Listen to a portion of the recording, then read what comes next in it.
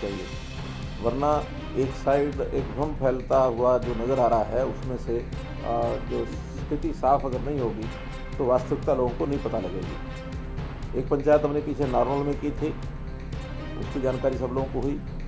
आज हमने ये कार्यक्रम रखा था और कार्यक्रम को शुरू करने से पहले कल हालांकि जो आंदोलनकारी थे उन लोगों से, उनके नेताओं से बातचीत वहाँ एडमिनिस्ट्रेशन की हो गई थी और उनके 12-13 लोग वो आए थे। डिप्टी कमिश्नर और वहाँ के जो और अधिकारी, उनसे बातचीत करने के बाद एक सहमति बनी थी कि एक सांकेतिक विरोध हम करेंगे, लेकिन रैली में कोई किसी प्रकार का हम कोई प्रदर्शन ऐसा नहीं करेंगे। उस बात पर विश्वास रखते हुए और प्रशासन ने भी अपनी तैयारी की और आज मुझे वहाँ जब पहुँचना था तो उससे पहले रैली में बड़ी संख्या में लोग उपस्थित थे, लगभग 5000 से ऊपर जनता थी और उस जनता के वहाँ पहुँचने पर सबसे पहले तो उनका आभार प्रकट करता हूँ कि वो इस कार्यक्रम में वहाँ उपस्थित हुए। और ख़ास करके जो कैमला गांव जहाँ पर ये रैली थी, पूरा गांव का गांव और सब किसान उसमें थे, तो वहाँ उपस्थित हुए थे। लेकिन जैसा कल तय हुआ था उसमें से उन लोगों ने उस बात को, उस वादे को उल्लंघन करके, और कुछ लोग तो वहाँ रुके रहे जहाँ का तय हुआ था, लेकिन कुछ नौजवान उनके द्वारा चाहे उकसाए गए होंगे चाहे अपने आप आए होंगे, लेकिन उस वायदे का उन्होंने उल्लंघन किया, निभाया नहीं। हमारे नेता जो भी मंच पर पहुँच रहे थे सब पहुँचे हुए थे, केवल मुझे वहाँ हेलीकॉप्टर लेकर उतरना था, तो हेलीकॉप्टर पर वो पहुँच गए बड़ी संख्या में, जिसके कारण से मैंने भी समझा कि क्योंकि लॉ एंड ऑर्डर की स्थिति नहीं बिगड़नी चाहिए, इसलिए सुरक्षा को ध्यान में रखते हुए और मैंने अपना हेलीकॉप्टर जो है निर्देश दे करके उनको और करनाल में उतारा। तो इसलिए कुछ समय के बाद हमारे प्रदेश अध्यक्ष उनका भाषण हुआ, शिक्षा मंत्री उनका भाषण हुआ, वहाँ जो विधायक हैं उनका हुआ और जो नेता वहाँ पहुँचे थे सबके भाषण हुए। वास्तव में जो हमने किसान को बताना था वो सारा संदेश उन किसानों को चला गया। आखिर तो हमने अपने विषय बताने थे वो बता दिए गए, वो मैंने बताने थे या हमारे बाकी नेताओं ने बताने थे, उसमें कोई बहुत बड़ा अंतर नहीं था। लेकिन चूँकि गांव के, ग्रामीण क्षेत्र के उन लोगों को एक अपेक्षा थी कि मुख्यमंत्री आज आएंगे और उस इलाके के लिए कुछ ना कुछ विकास के कार्यों के नाते से घोषणाएँ करेंगे, तो ये करनी भी थी। अब ये ठीक है कि वो घोषणाएँ तो मैं यहाँ से भी कर सकता हूँ, वहाँ से भी कर सकता हूँ, कोई इसमें अंतर पड़ने वाला नहीं है। उस इलाके के विकास के काम के लिए लगभग 100 करोड़ रुपए की योजनाएँ आज मुझे जो वहाँ बतानी थी वो निश्चित रूप से फिर किसी मौके पर उनको बता दी जाएगी। और 3 प्रोजेक्ट्स उनका उद्घाटन था 47 करोड़ रुपए का, वो भी वहाँ एडमिनिस्ट्रेशन ने या तो कर दिया होगा, नहीं तो फिर किसी मौके पर ऑनलाइन उसका उद्घाटन कर दूंगा। लेकिन कुल मिलाकर के आज के इस घटनाक्रम पर इतना ज़रूर मैं कहना चाहूँगा कि हमारे देश में एक स्थापित लोकतंत्र है, मजबूत लोकतंत्र है, और मजबूत लोकतंत्र में हमने ये पाया है कि हमें बात कहने का अधिकार सबको है, विपक्ष को भी है, पक्ष को भी है। जो भी अपना यानी राइट टू एक्सप्रेशन के अंतर्गत जिस प्रकार का संविधान ने अधिकार सबको दिया है उसकी हम पालना करते हैं। हमने कभी भी इन तथाकथित किसानों के, किसान नेताओं के जो वक्तव्य हैं उनको कभी रोका नहीं। उनके जो आंदोलन चल रहे हैं वो चल ही रहे हैं, और उसमें तो बल्कि वहाँ पर इतनी भीड़ होने के बाद, कोविड होने के बाद भी जहाँ वहाँ इतनी भीड़ है उसमें व्यवस्थाओं में बहुत से काम हमने किए हैं। हमने वहाँ स्वच्छता के नाते से, पानी के नाते से, वहाँ जो टेम्परेरी टॉयलेट्स हैं उसकी व्यवस्था की है, लाइट की व्यवस्था की है, वहाँ हेल्थ सर्विसेज को लेकर के मेडिकल फैसिलिटीज़ वो उनको दी हैं। तो ये सारे काम वहाँ किए गए हैं। लेकिन ये अच्छा नहीं कि कोई अपनी बात को कहना चाहे और हम किसी दूसरे का विरोध करें, ये लोकतंत्र का तकाजा नहीं है। देश ने आज़ादी प्राप्त की है और आज़ादी का जो हमारा लोकतांत्रिक व्यवस्थाओं का जो एक पालन हुआ हमारे संविधान के द्वारा, डॉक्टर भीमराव अम्बेडकर ने जो हमने व्यवस्था दी है, उसका उल्लंघन ये देश की जनता मुझे नहीं लगता बर्दाश्त करेगी। आखिर इस देश में डेमोक्रेसी को ख़त्म करने के लिए पहले भी कांग्रेस ने एक प्रयत्न किया 1975 में, जब देश में आपातकालीन हुई। तो आपातकालीन के समय कांग्रेस का ये जो घिनौना काम है उसको लोगों ने उस समय पहचाना और कांग्रेस को नेस्तनाबूद किया, धराशायी किया। सत्ता इतने लंबी पुरानी उनकी सत्ता थी, उसको उखाड़ के फेंका। तो ये लोकतंत्र के प्रति हमारे देश की आस्था है, जनता सब जानती है। और आज के इस घटनाक्रम के कारण से तो मैं समझता हूँ जनता को वो संदेश, शायद मैं अपनी बात में से इतना संदेश न दे पाता जितना बड़ा संदेश जनता को इस घटना के कारण से हो गया है। और बहुत से समाचार उसके बाद मेरे पास फ़ोन आ रहे हैं कि ये ठीक नहीं हुआ है और ठीक नहीं किया है। और इसमें से एक हमारे समाज में खास करके किसान वर्ग की भी बदनामी इन लोगों ने कराई है, क्योंकि किसान का ये रवैया नहीं हो सकता, किसान का ये स्वभाव भी नहीं है। हमारा देश का किसान कितना ही कम पढ़ा लिखा होगा, भोला भाला होगा, लेकिन बहुत गहरी उसकी आस्था इन चीज़ों में, वो बहुत समझदार है, इसलिए इनको उस प्रकार का समर्थन मिलने वाला नहीं है। और इसमें भी अगर मैं किसी को, एक व्यक्ति को जिम्मेवार ठहराऊं, तो उसमें जो परसों से वीडियो चलाया गुरनाम सिंह चढ़ूणी ने, तो गुरनाम सिंह चढ़ूणी ने जो जिस प्रकार का उकसाने का काम किया कि मुख्यमंत्री की जो ये सभा है, ये पंचायत है, ये नहीं होने देंगे, और उन्होंने अपने नौजवानों को या अपने जो साथ लगे उनके लोग हैं उनको आह्वान किया कि मरोड़ निकाल देंगे, ये करेंगे, वो करेंगे। मरोड़ निकालने का विषय नहीं है मेरा, तो क्या, मैं समाज का प्रतिनिधि हूँ, जनता का प्रतिनिधि हूँ, मेरी कोई मरोड़ नहीं है। मुझे तो जनता के आशीर्वाद से ये स्थान अगर मिला है, तो ये जनता की अगर मरोड़ निकालनी है तो उनके सामने आ जाएगी, उसमें कहीं कोई देरी नहीं लगेगी। इसलिए अब वो बहुत ज़्यादा एक्सपोज होते जा रहे हैं, और इस आंदोलन के पीछे अगर हाथ है तो मैं समझता हूँ कांग्रेस पार्टी का बड़ा हाथ है, कम्युनिस्टों का बड़ा हाथ है। तो ये सारे लोगों को भी इस बात का ध्यान में आता है कि ये कोई तौर तरीका नहीं है, क्योंकि कांग्रेस के लगातार वक्तव्य इस प्रकार के आ रहे हैं, उकसाने के, सबके सामने हैं, और जो नेता इनके जितने भी आंदोलन पर बैठे हैं और जो बातचीत में भी जाते हैं, वो सब कम्युनिस्ट विचारधारा के हैं। वो कम्युनिज्म जिसका नेस्तनाबूद हो गए, बंगाल में हो गए, चाइना में हो गए, रूस में हो गए, आज ये पैर पसारने के लिए लगे हुए हैं कि इन आंदोलनों के माध्यम से हम यहाँ पैर जमा लेंगे, तो उनको भूल जाना चाहिए। इसलिए मित्रों, आज का ये जो घटनाक्रम है, इसका मैं निंदा करता हूँ इसकी, और जिन्होंने आयोजन किया उनका मैं आभार प्रकट करता हूँ, चाहे वहाँ की जनता है, गांव की जनता है, उस इलाके की जनता है, चाहे वो कार्यकर्ता है, चाहे एडमिनिस्ट्रेशन है, मीडिया के लोगों ने भी बहुत सहयोग किया है, मीडिया ने सारी बात, चाहे प्रिंट मीडिया आज लिखेगा, चाहे इलेक्ट्रॉनिक मीडिया ने अभी तक दिखाया है, उनका सबका मैं आभार व्यक्त करता हूँ। और मैं समझता हूँ कि जनता को भी इसके बारे में जो जानकारी मिलेगी उसमें से निश्चित रूप से उनका एक रूप बनेगा।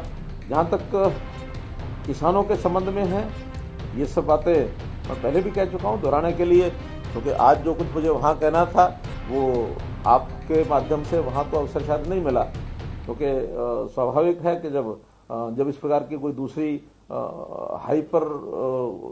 हाइपर की जो घटना हो जाए तो उसके नाते फिर ध्यान उधर चला जाता है। अल्टीमेटली आखिर किसान के लिए देश के प्रधानमंत्री ने क्या कुछ नहीं किया। देश के प्रधानमंत्री के ऊपर ये कोई भरोसा नहीं करेगा कि वो किसान के विरोधी हैं। कोई भी वर्ग समाज का ये भरोसा नहीं कर सकता, क्योंकि बहुत वर्षों के बाद देश में देश की व्यवस्थाओं को सुधारने में, दिशा देने में, गरीब समाज, मजदूर हो, किसान हो, छोटा दुकानदार हो, उन सब के हित में जितने काम अभी तक किए हैं, और जब काम नया कोई किया जाता है, नई व्यवस्था कोई बनाई जाती है, तो उसका विरोध कई बार होता ही है। प्रारंभ में विरोध होता है, बाद में लोगों को लगता है ये काम बात बहुत अच्छी है। अगर मैं उदाहरण देता हूँ तो आखिर जब जीएसटी का विषय था, कितना विरोध हुआ था। आज वही व्यापारी यानी जीएसटी को मान्य किया, उसने उसको पसंद करता है, उनको लगता है कि हम एक बहुत बड़े जंजाल में से बाहर निकल गए। आज सारे देश में एक टैक्स हो गया, और उस एक टैक्स के नाते से उसको दुविधाएं नहीं है कोई गलत काम करने की, सब एक दिशा में ठीक काम करते हैं। और बहुत अच्छा, प्रशासन को भी अच्छा लगा, रेवेन्यू भी ज़्यादा एकत्र हुआ, और व्यापारी भी उसमें प्रसन्न हुआ। मैं बहुत दूर नहीं तो 90s के विषय में आपको बताऊंगा कि 90s में जब इस देश में लिबरलाइजेशन का विषय चला, ग्लोबलाइजेशन के सारे ग्लोब से लिबरल होकर के हमको आगे कदम बढ़ाने चाहिए। और उस समय विरोध भी हुआ था। उस विरोध के समय कि भी हाँ, हम पता नहीं ये कंपनियां बाहर से आ जाएंगी, सारा देश दुनिया हमको लूट ले जाएगी, ये करेगा वो करेगा, वो ज़माना था। उस ज़माने के बाद आज 20-25 साल के बाद हम देखते हैं कि कितने ही लोग देश और देश से बाहर जा करके दुनिया में अपना व्यापार कर रहे हैं, एंटरप्रेन्योरशिप कर रहे हैं, बाहर के लोग यहाँ आ रहे हैं। यानी दुनिया को जिसको कहना चाहिए एक बहुत निकटता एक दूसरे की बन गई, यानी ग्लोब इज ए विलेज, ऐसे जो वाक्य निकले, उन वाक्यों का सार्थक एक परिणाम निकला कि सारे देश दुनिया के लोग प्रगति कर रहे हैं, एक दूसरे साथ मिल के कर रहे हैं। उस समय हमारा अगर ऑटोमोबाइल का देखें तो गाड़ियाँ जो होती थी वही, अगर वही ज़माना चल रहा होता तो वही क्या एम्बेसडर और फिएट और वही स्कूटर जो है वेस्पा लम्ब्रेटा उसी पर चल रहे होते हैं। आज जो है हम कितना आगे बढ़ गए हैं। यानी अगर उन गाड़ियों के मॉडल हम देखते हैं तो उसके अंदर एक से क्या क्या क्या है वो, क्योटा, क्रेटा, टोयोटा, किया, जीप, किस किस लेवल पर कहाँ कहाँ पहुँच गए हैं। तो ये सारी चीज़ों का लाभ एक उस प्रकार के माहौल के बाद बना है। तो ऐसे नई परिस्थितियाँ, नई जो व्यवस्थाएं बनती हैं उसका विरोध हुआ करता, हमको मालूम है। लेकिन उसके पीछे की यदि भावना ठीक है, उद्देश्य ठीक है, तो वो हमेशा जनहित में होता है, ऐसा हमारा विश्वास है। जहाँ तक इन 3 कानूनों का विषय है, तीनों कानून जनहित में हैं। और मेरा दूसरा कहना है कि जब भी कोई नई चीज़ आती है तो उसका उपयोग करने के बाद ही पता लगता है कि वो ठीक है या गलत है। मैं कहता हूँ 1 साल अगर हम उपयोग करने के बाद देखते, मेरे जैसा व्यक्ति भी ये कहता है अगर 1 साल के बाद हमें लगेगा इसमें ये चीज़ें कमियां हैं तो हम ही जा करके सब लोगों के साथ मिल करके प्रधानमंत्री जी कहते हैं कि इसके अंदर न्यूनता है, कमी है, इसको ठीक करना चाहिए। हालांकि आज भी बहुत से जब शुरू में विषय निकाले गए इसके अंदर इन प्रावधानों के अंदर बदल करना चाहिए, तो बदल करने के लिए आज भी सरकार तैयार है। लेकिन जो एक रट लगाई कि मैं ना मानूं, मुझे तो चाहिए ना, क्या ना, तीनों वापस लो। अब ये कोई जिद से ये प्रकार की चीजें नहीं चला करते हैं। इसलिए 1 साल भर हम उसका उपयोग करें और कोई गलत बात लगती है तो उसको हम छोड़ देंगे। और छोड़ने को आज भी बंधे हुए नहीं हैं। आज भी ये तीनों जो कानून हैं ये कोई ऐसा नहीं है कि अनिवार्यता है किसान के लिए, अनिवार्यता नहीं है। मंडियां हैं, जहाँ तक मंडी का विषय है, सरकारी मंडियां आज भी हैं, आगे भी रहेंगी। उसके अंदर MSP आज भी है, आगे भी रहेगा। एक रास्ता अल्टरनेटिव दिया गया है कि अगर प्राइवेट भी कोई मंडी आके खुलती है, उसमें यदि किसी को लाभ लगता है तो जाके बेचेगा, नो कंपल्शन। तो एक अल्टरनेटिव रास्ता दिया है, उसमें MSP से ऊपर अगर मंडी में जाके कोई खरीदेगा तो उसको किसान को बेचने में कोई आपत्ति नहीं होगी, बल्कि उसको लाभ ही होगा। पहले ये नहीं था। APMC एक्ट में एक प्रावधान है कि हर एक परचेजर जो है, जो बायर है, उसको अपने आप को रजिस्टर कराना पड़ेगा। मंडी से बाहर ना कोई बेच सकता, ना कोई खरीद सकता है।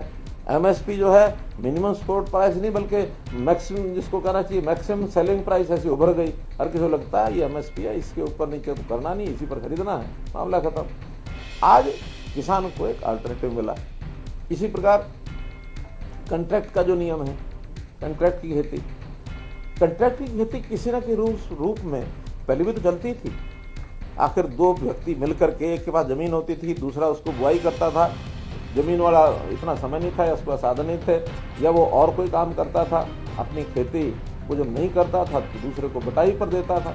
बटाई के नियम अलग अलग होते थे, कभी आधी की बटाई होती थी, कभी 5वें हिस्से की बटाई होती थी, उन सब नियम अलग अलग हैं। और कभी ठेके के ऊपर होती थी, पैसा ले लिया और जो बुआई करने वाला उसी का नफा घाटा उसी का होगा। तो जो प्रकार पहले चलते थे आज थोड़ा बड़े स्वरूप में दे दिए।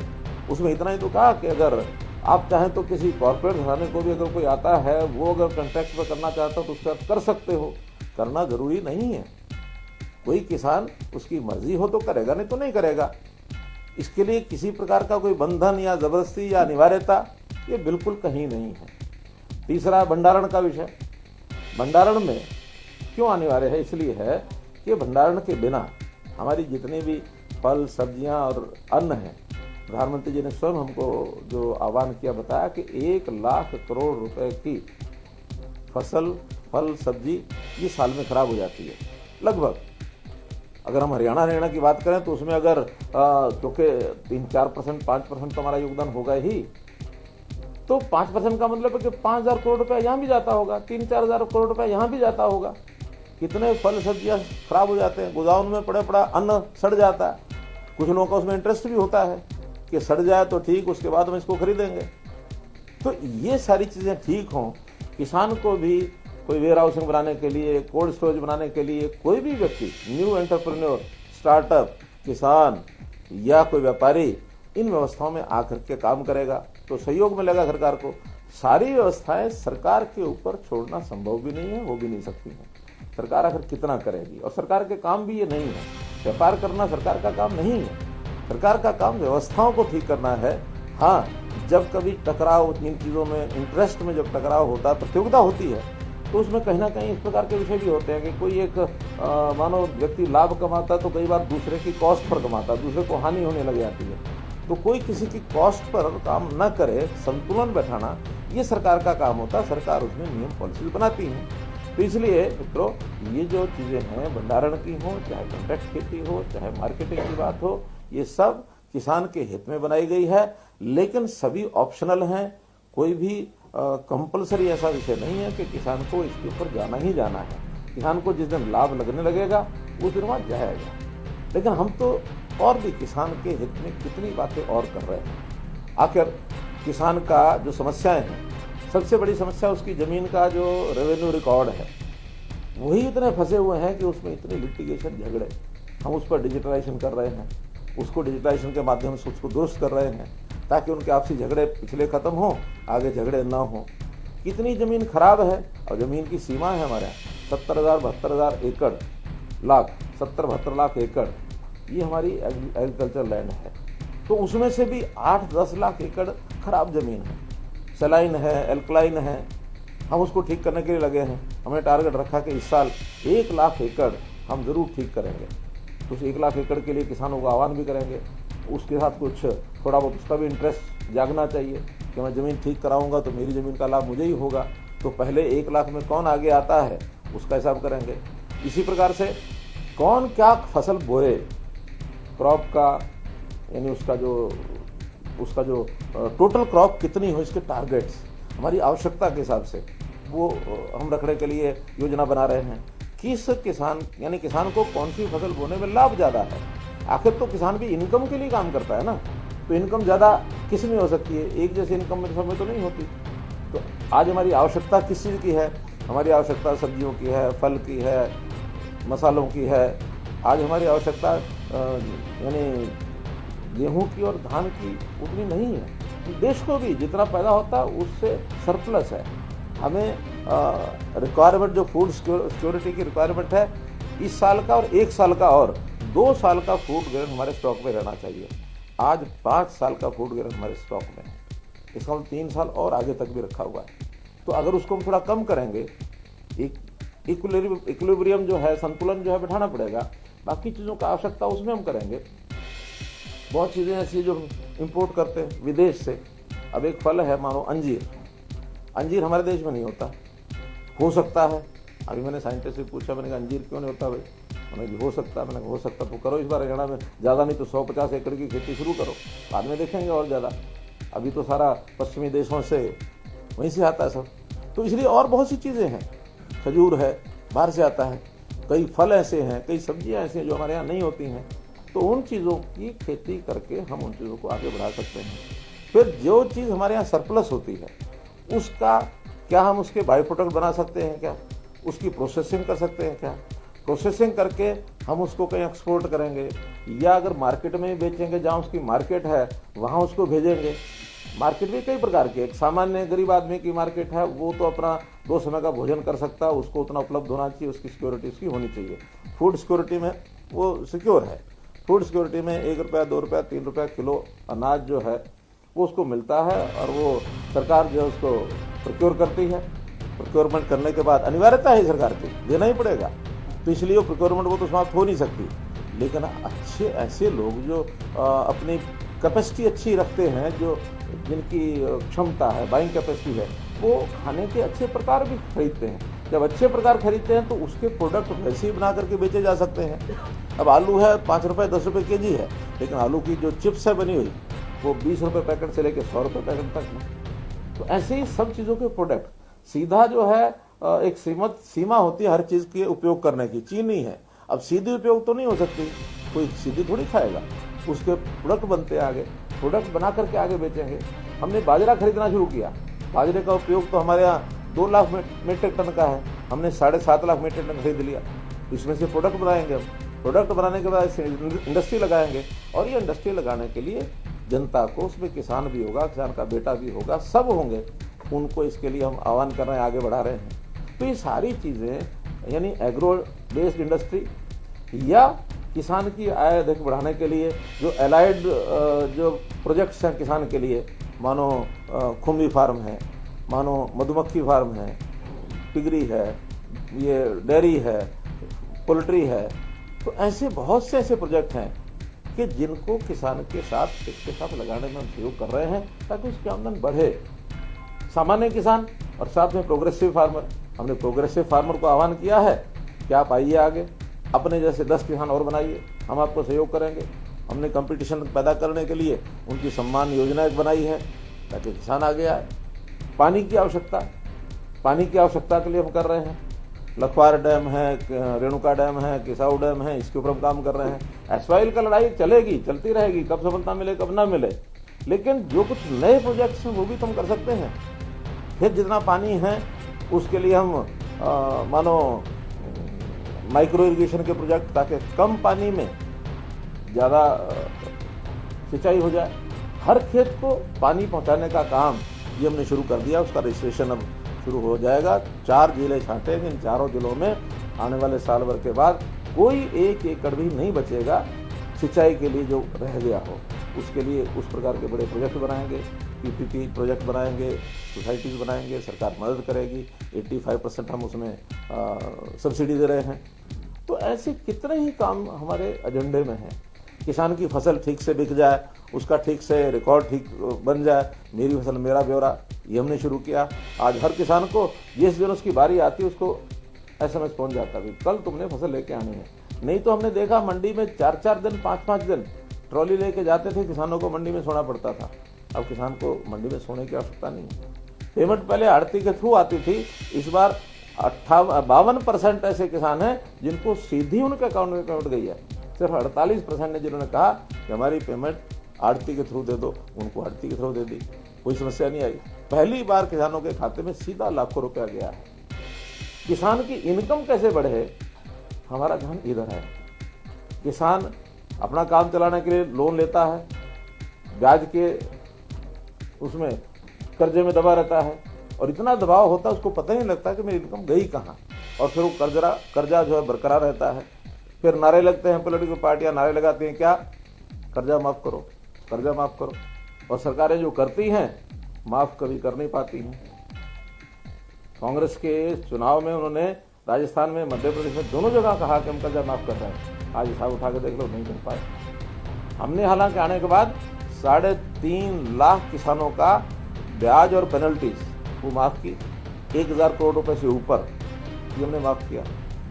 क्योंकि अगर ब्याज कर और वो तो छोड़ सकते हैं हम, लेकिन अगर उसका जो मूलधन है वो छोड़ा है तो जो एजेंसियां हैं फाइनेंस करने वाली, बैंक हैं, वो डूब जाएंगे या सरकार से भरना पड़ेगा। तो हम क्यों ना ऐसे प्रयत्न करें कि कर्जे की बजाय उसकी इनकम बढ़े। आखिर तो ताकतवर किसान बनेगा अपनी इनकम से, कर्जे से और कर्जे माफी से नहीं। उसकी इनकम बढ़ाने के लिए हम लगातार प्रयत्न कर रहे हैं। यही प्रधानमंत्री हैं जिन्होंने किसान की आय डबल हो इसकी घोषणा की, उस पर काम कर रहे हैं। यही प्रधानमंत्री हैं जिन्होंने 6000 रुपया सीधा हर किसान के खाते में हर साल डालेंगे 3 किस्तों में, वो डाल रहे हैं। हमने भी 4 लाख गरीब परिवारों को मुख्यमंत्री परिवार समृद्धि योजना के अंतर्गत 4000 रुपया दिया है साल का, चाहे वो कोविड के दिनों में ही हमने दिया। उस योजना को हम आगे बढ़ाएंगे। बहुत ऐसे विषय हैं जिसको हम कर रहे हैं। अब परिवार पहचान पत्र का काम हमारा पूरा होते ही 31 मार्च को हम 1 लाख परिवारों की आमदन कैसे वो 1 लाख से ऊपर हो जाए। अब पता नहीं कितने निकलते हैं 1 लाख, जो लोवेस्ट इनकम के परिवार कितने और किस सीमा तक निकलेंगे, वो एक आंकड़ा आएगा। हो सकता है बहुत कम निकले, तो फिर 1 लाख से ऊपर भी बढ़ सकते हैं। किसान को कम से कम, हर एक किसान को कम से कम 1 लाख की आय जरूर हो जाए। छोटा भी किसान है, 1 एकड़ का, आधे एकड़ का, उसको अन्य रोजगार क्या कराया जाए, इस पर हमारी प्लानिंग बन रही है। तो हम लोग लगातार गरीब, किसान, मजदूर दिन रात काम करते हैं। लेकिन ये जो सारा सिलसिला चल पड़ा है भ्रमाने का, किसान को भ्रम में डालने का। अब किसान विरोधी, ये ठीक है, मैं उनको भी किसान विरोधी नहीं कह सकता। किसान के हम भी समर्थक हैं, वो लोग भी जो तथाकथित ऐसे किसान नेता वो भी समर्थक हैं। हम भी चाहते हैं उनकी आय बढ़े, वो भी चाहते होंगे आय बढ़े। हम भी चाहते हैं किसान अन्नदाता, हम भी कहते हैं अन्नदाता है, वो भी कहते हैं किसान अन्नदाता है। इसमें अंतर कहीं नहीं। अंतर है तो सिर्फ ये 3 कानून का समर्थन या इसका विरोध। कभी भी कोई समर्थन विरोध जो होता है वो बैठ करके बातचीत से सुलझाया जाता है। तो बातचीत के ऊपर सुलझाने के लिए अगर वो आगे आते हैं किसी को कोई आपत्ति नहीं, लेकिन एक अब शब्द अगर मैं गलत प्रयोग करूंगा तो उनको चुभ जाएगा, लेकिन इस प्रकार का एक जिसको कहना चाहिए एक अंधेर कर दी, ये कभी भी समाज में चलती नहीं है, कोई समाज स्वीकार नहीं करेगा। तो आज तो मैं फिर एक दोबारा से निवेदन करूंगा कि इस प्रकार की हरकतों को छोड़ देना चाहिए। लोकतंत्र में सबको पूरा अधिकार है, सबको अपनी बात कहनी चाहिए, किसी का भी कोई मूछ ऊंची नीची नहीं होती है। जब हम सब कर रहे हैं उनको भी इस प्रकार से करना चाहिए। और कुल मिलाकर मैं जो विपक्षी दल हैं, चाहे वो कांग्रेसी हैं, चाहे वो कम्युनिस्ट पार्टी के लोग हैं, ये लाल झंडे वाले जो लोग हैं, ये गलतफहमी न रहे, लोकतंत्र में विश्वास ये पैदा करें, वरना लोग जो है इनको सबक सिखा देंगे, ऐसा मेरा मानना है। मुझे आज के इस कार्यक्रम में जितनी बात ध्यान में थी आपको कही है, और मैं फिर कहता हूं कि आज के इस कार्यक्रम का जो संदेश जाना चाहिए था, मुझे लगता है मेरी बात वहाँ करने की बजाय शायद अब ज़्यादा ही गया है। आज के इस समय की मेरी बातचीत को जितना लोगों ने रिसीव किया होगा शायद उस समय ना करते। और मैं आग्रहपूर्वक कह रहा हूँ कि इस देश की परंपराओं में विश्वास रखें, किसान का वास्तविक हित किस चीज़ में है, इसके ऊपर थोड़ा चर्चा करें, और एक बार लागू होने के बाद किसी प्रकार का कोई नुकसान होता नजर आएगा तो स्वयं चाहे देश के प्रधानमंत्री हैं, चाहे देश के कृषि मंत्री हैं, चाहे होम मिनिस्टर हैं, चाहे प्रदेश की सरकारें हैं, सब उसको मानेंगे कि इसमें बहुत बार बदलाव होते हैं। संविधान हमारा बना 1952 में, 51 में, उसके बाद उसमें 100 से ज़्यादा अमेंडमेंट हो चुके हैं। कितनी पॉलिसीज हमारी बदलती हैं। कभी एपीएमसी एक्ट किसान के हित में बताया गया था 80s में, लेकिन वही एपीएमसी एक्ट में संशोधन सब तरफ से आया है कि संशोधन करना चाहिए। हम भी कहते हैं, वो भी कहते हैं, कांग्रेस ने भी कहा है। और इन 3 कानूनों का प्रस्ताव अगर रखा गया तो ये कांग्रेस के टाइम पर रखा गया। कांग्रेस क्योंकि कभी भी जो चीज़ को आगे बढ़ाना चाहती है तो उसमें हिम्मत नहीं होती आगे करने की, क्योंकि कांग्रेस के बारे में पहले जैसे कह चुका हूँ कि कांग्रेस एक यथास्थितिवादी पार्टी है। कभी भी कुछ नया करने में उन्हें हिम्मत नहीं होती, डर लगता है उनको। और फिर जब डर लगता है, बाद में जब काम हो जाता है तो उनको एक और खतरा महसूस होता है, भी हम तो नहीं कर पाए, ये कैसे कर गए। फिर उसके लिए समाज के वर्गों को, भिन्न भिन्न वर्गों को उसमें भय पैदा करना, और ये भय पैदा करके इस प्रकार का वातावरण बनाना, ये सब उनका बहुत समय से पहले से ही ऐसा वातावरण रहा है। क्योंकि इन्होंने 370 के समय भी यही किया, इन्होंने राम जन्मभूमि के समय यही किया, इन्होंने CAA के समय यही किया, आज भी यही कर रहे हैं। तो इसलिए न करें, क्योंकि इस लोकतंत्र में आस्था हमको तो रखनी है, उनको भी रखनी ही होगी। नहीं रखेंगे तो जनता उखाड़ के फेंक देगी। मुझे इतना लगता है।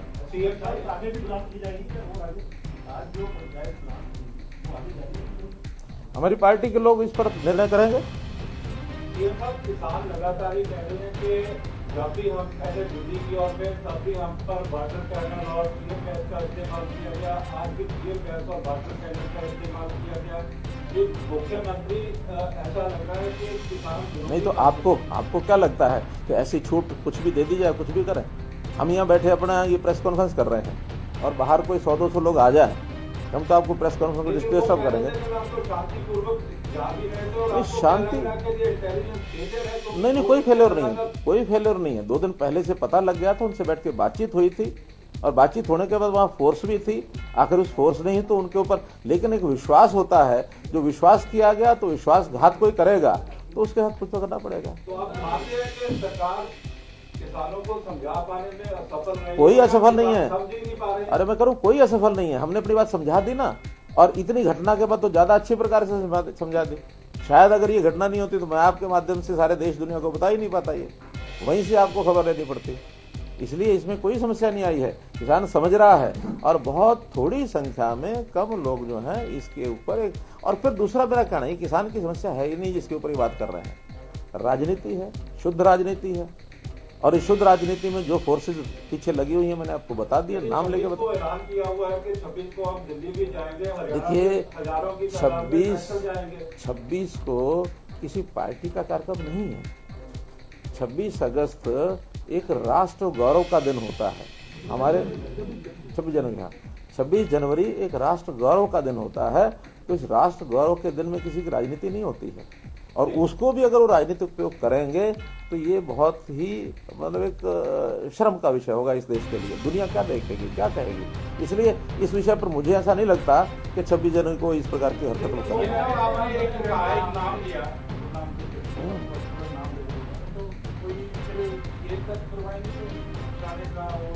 देखिए, वो एडमिनिस्ट्रेशन जिनके जिम्मे काम है उस सारी स्थिति को देखने के लिए अध्ययन करेंगे, लेकिन कुल मिलाकर के ये वीडियो तो आपने भी देखा है, मैंने भी सुना है।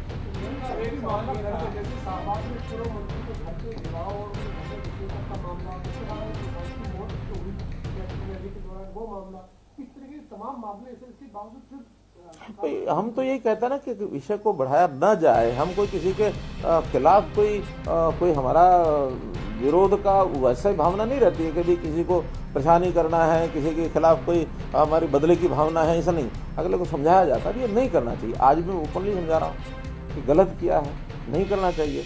आखिर लोकतंत्र में क्या होता है कि जन नेताओं को या जो भी कोई इस प्रकार के काम करने वाले अपने ग्रुप के लीडर होते हैं, नेता होते हैं, उनको भी एक सीमा में रहना चाहिए। और सीमा तोड़ते हैं तो हमें कुछ करने की आवश्यकता है कि नहीं है, जनता कर देगी, जनता कर देगी। आपके कई प्रश्न हो गए।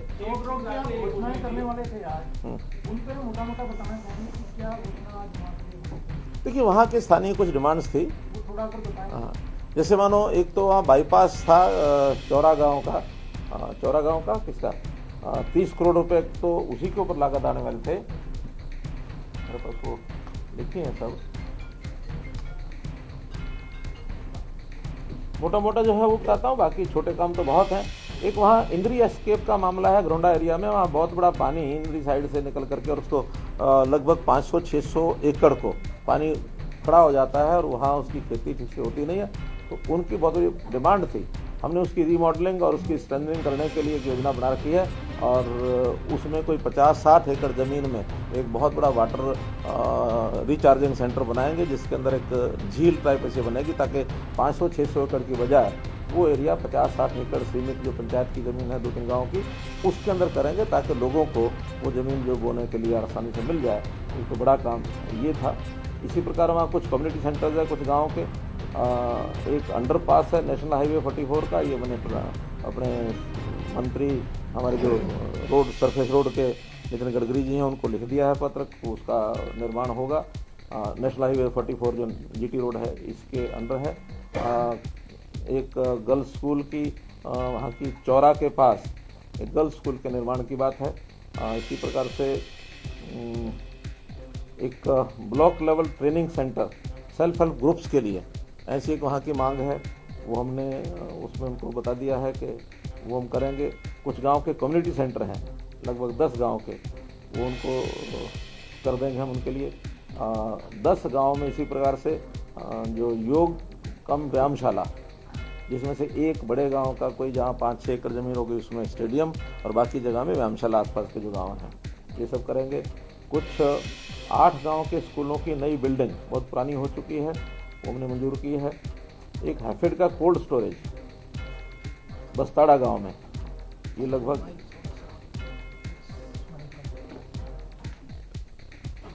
बस्ताड़ा गांव का एक हैफेड का कोल्ड स्टोरेज लगभग 3 करोड़ रुपए की लागत का ये बनेगा।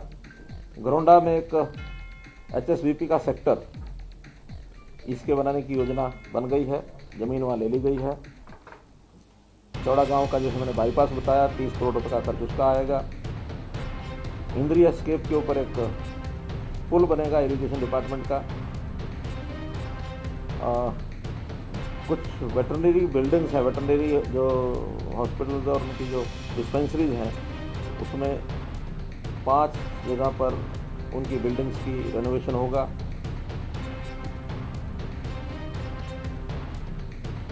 कमला गांव के कुछ 3-4 काम उन्होंने अलग से बताए हैं, वो सब करके और अलग से 2 करोड़ रुपए की उनकी हमने कैश ग्रांट भी उनको मंजूर की है।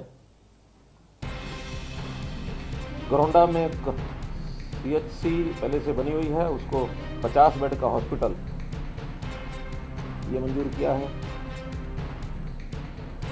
बस्ताड़ा में स्पोर्ट्स का जो स्टेडियम है, वो स्टेडियम बहुत पुराना बना हुआ है, उसकी हालत ठीक नहीं है, उसको रेनोवेशन उसका पूरा नई बिल्डिंग उसकी बनाई जाएगी।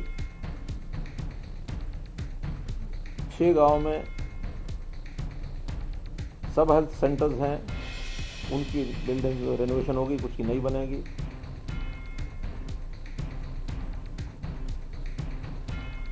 कुछ रोड्स हैं छोटी बड़ी,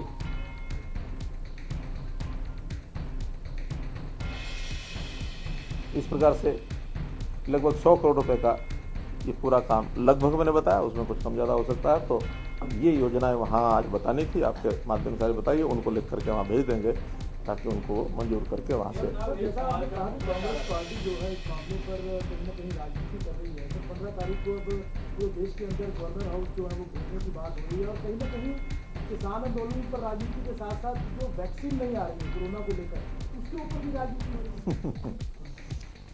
इसमें हंसने के अलावा और कोई बात नहीं है। बस कोविड का ये वर्ष न केवल अपना प्रदेश देश बल्कि दुनिया का, और उसमें भी एक मानवता के अगेंस्ट एक प्रकार की एक संकट आया है। उस संकट के ऊपर भी इनको सहयोग देने की बजाय इस प्रकार की बातें सुनती हैं।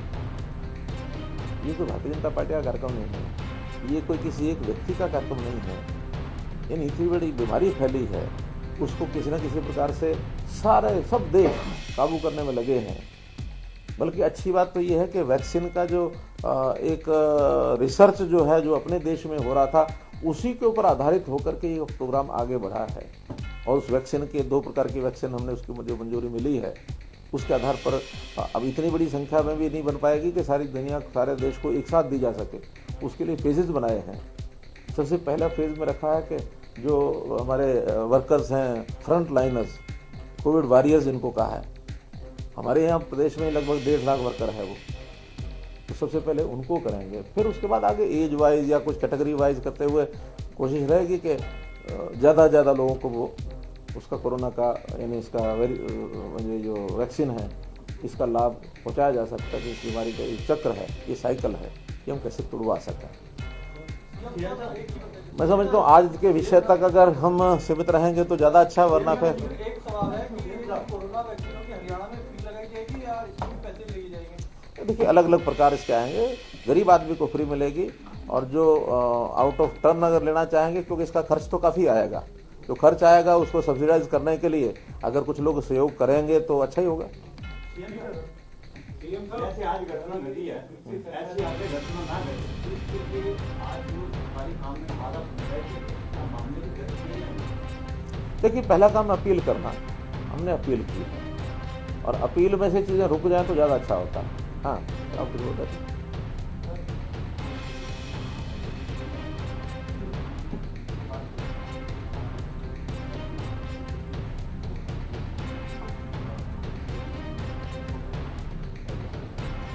देखिए एक भावना थी कि लोग ज़्यादा एक्सपोजर होता है, कोई बड़ी आवश्यकता होती है ऐसा नहीं है। आखिर एक्सपोजर में जिसको एक्सपोजर ज़्यादा होता है, जैसे अब जो हमारे कोरोना वॉरियर्स हैं उनको पहले क्यों रखा गया कि उनका एक्सपोजर ज़्यादा है, उस प्रकार के केसेस को डील करते हैं। जनता में घूमने का एक्सपोजर जो है वो पॉलिटिकल लोगों का कुछ ज़्यादा होता है, लेकिन फिर भी अब उसके ऊपर हम कोई बहुत रिजिड ऐसा नहीं है।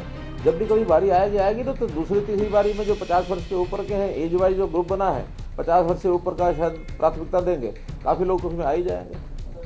हमको इसको सेलिब्रेट करने के लिए कर रहे हैं थोड़ी कि आप इसमें पॉलिटिकल लीडर को आगे लगना ही चाहिए। आवश्यकता के हिसाब से ही कहा है वो, और कुछ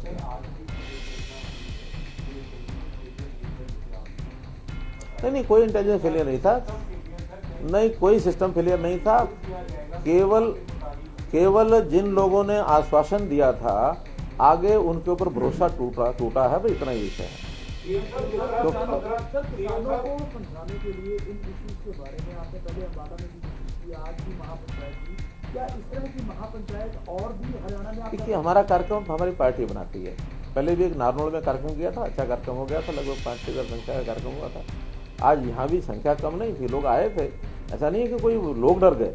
वो तो केवल कुछ शरारती लोगों ने हेलीपैड पर आकर के शरारत की। मैं तो वहाँ पहुँच ही गया था, बाद में मुझे सूचना मिली कि भी हाँ हेलीपैड पर ठीक व्यवस्था नहीं। तो हालांकि अगर मैं कहता नहीं मैंने आना है तो कुछ तमाशा हो जाता, कुछ और ज़्यादा नुकसान होता। आखिर लोग तो अपने ही हैं, कोई हमारे दुश्मन नहीं है। यानी कोई मति में दूसरी बात आ जाए किसी के तो उसको समझाने का ही काम होता है, दंड दे करके कोई समझने वाला नहीं है। हमारे ही लोग हैं वो सारे, इसी प्रदेश के हैं। जिस तरह से मंत्रियों की बातचीत चल रही है, केंद्रीय मंत्रियों की भी चल रही है, और बातचीत का कोई ना कोई चलो नतीजा तो निकलेगा ही निकलेगा। सभी तरीकों गणतंत्र दिवस है, यदि हरियाणा मैंने बात पहले बता दी है वो। हरियाणा के किसान गणतंत्र दिवस मनाने के लिए यदि दिल्ली जाएगा तो उसको इजाजत दी जाएगी। मैंने आपको बता दी, वो राष्ट्रीय कार्यक्रम है और राष्ट्रीय उत्सव है रादर। तो राष्ट्रीय उत्सव जो होता है तो उसी भावना से ही किया जाता है, उस भावना से मनाएगा तो कोई कहीं जाए, लेकिन भावना अगर उलट हुई तो फिर वो ठीक नहीं है। जनता ही अपने आप उनको, मैं समझता हूँ, समझा देगी या उनके आग्रह करेगी तो वो अपने आप विड्रा कर लेंगे इस विषय को, ऐसा मैं मानता हूँ।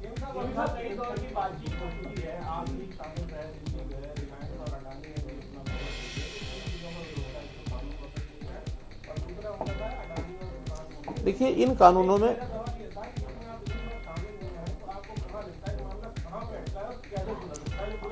सुलझाने के लिए जितने बिंदु आए हैं सब पर कोई ना कोई मत बनाया जा सकता है, लेकिन वहाँ तो इतने घंटे बातचीत चलती है, आखिर में एक ही बात होती है कि क्या पंचादा क्या सिर मत्थे पर नाड़ा होते आखिर में वापस लो जी।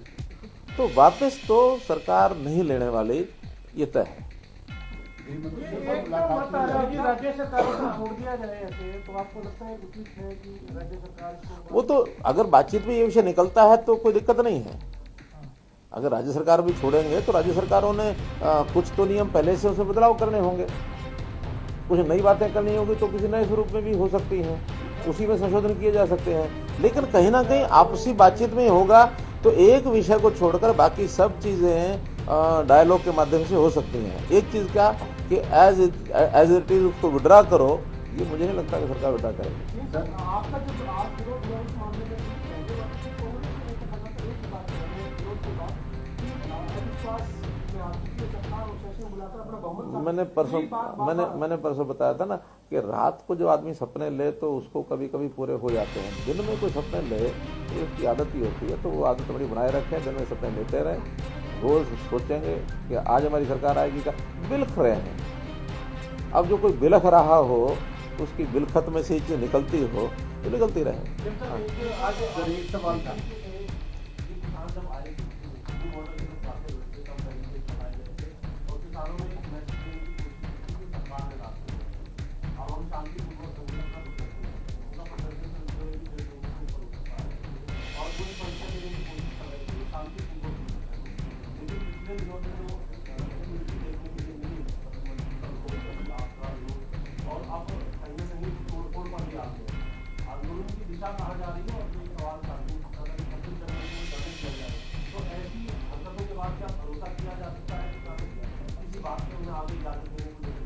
देखिए, एक होता है शांतिपूर्वक आंदोलन, वो शांतिपूर्वक आंदोलन करें। आंदोलन का मतलब होता है कि धरना देना, कहीं अपनी सभा करना, अपनी बात कहना, समझ में आता है।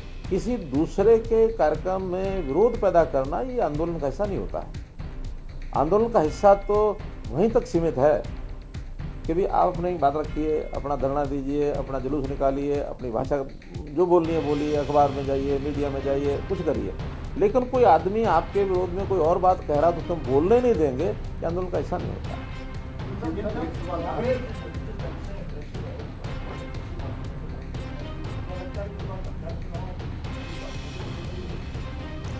ऐसा मुझे नहीं लगता। पंचायती राज का अपना सिस्टम होता है, तो पंचायती राज में वहाँ के विकास की बात होती है, बाकी सब होती है। ये तो एक जनरल विषय है, मैं समझता हूँ। अगर है तो ये केंद्र सरकार के नाते से विषय है।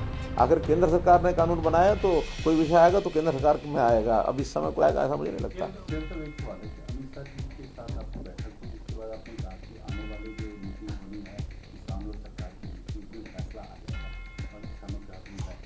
मैंने फैसला आ जाएगा ऐसा नहीं है। मैंने तो आशा व्यक्त की है कि मुझे आशा है कि ऐसी जब आपस में बैठ के बातचीत होती है तो कहीं ना कहीं बात आगे बढ़ती है। मुझे जो पूछा कि वो तो कह रहे नहीं मानेंगे और फिर भी बातचीत, मैंने कहा ये बातचीत जब तय होती है उस समय अगर एक ही मुद्दे पर नहीं मानेंगे यही होता तो बातचीत आगे की डेट रखने की विषय ही नहीं था। तो फिर तो कई बार ही हो चुकी है। इसलिए कहीं ना कहीं बातें नज़दीक पहुंच रही होंगी, तभी आगे डेट रखी गई होगी। अंतिम सोशल जी बस। इनेलो ने आरोप लगाया है, हाँ। इनेलो ने अभी आरोप लगाया है कि बीजेपी ने अपने ही लोगों से लाठियां भिजवाई किसानों के ऊपर और आपस में भिजवाए हैं। चलो ये उसके कहने का असर नहीं पड़ता फिर। जैसे बॉर्डर पे बैठे किसानों के राइट की जा रही है, क्या अभी जो किसानों की जान चली गई उनके लिए आर्थिक सहायता की कोई योजना है? देखिए, कुल मिलाकर के जिन्होंने उकसाया हुआ है उनको उकसाना नहीं चाहिए।